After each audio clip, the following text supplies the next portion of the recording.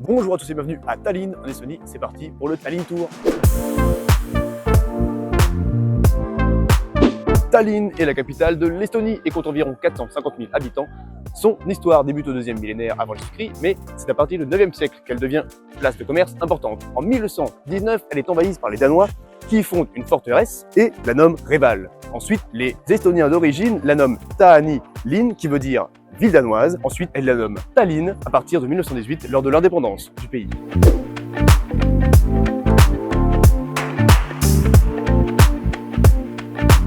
Punaise, j'ai paumé ma carte vitale.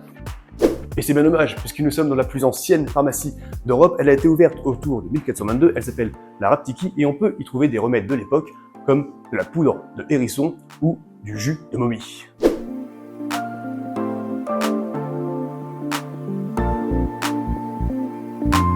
Si t'as pas de rempart, t'as un petit dard. Classé au patrimoine mondial de l'UNESCO, voici les remparts de Tallinn, long de 2 km avec plus de 20 tours. C'est la ville la plus fortifiée d'Europe du Nord.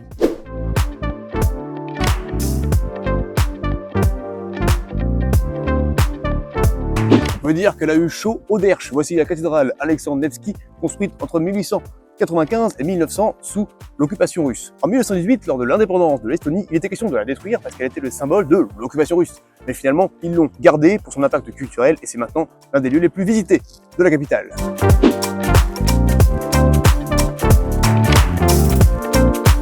Pas de gaffe à Saint-Olaf. Voici l'église baptiste Saint-Olaf érigée au XIIIe siècle en hommage à Saint-Olaf de Norvège, le saint patron des marins scandinaves. C'est d'ailleurs l'église la plus haute des Pays-Baltes puisqu'elle culmine à 123 mètres d'altitude.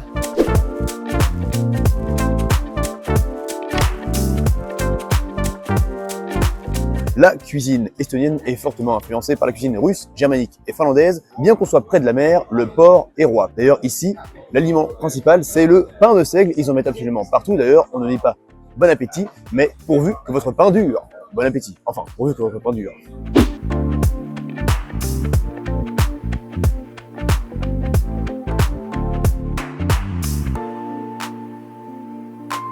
Il en a vu des pélos, lui. Voici le château de Tomperg. À la base, c'était un château de bois construit au Xe siècle, mais refondé en pierre par les Teutoniques. Ensuite, il fut conquis successivement par les Danois, les Suédois, puis les Russes, et aujourd'hui, c'est le siège du Parlement estonien.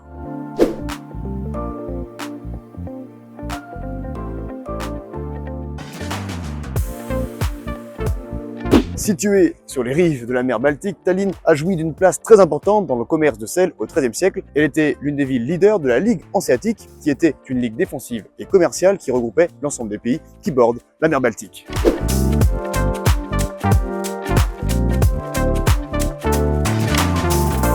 Le Tallinn Tour, c'est déjà terminé. Un grand merci à Guillaume et Kylian. Juste derrière la caméra, on les remercie. Quant à nous, on se retrouve très bientôt pour un nouveau tour en Europe et au-delà. Allez, la bise!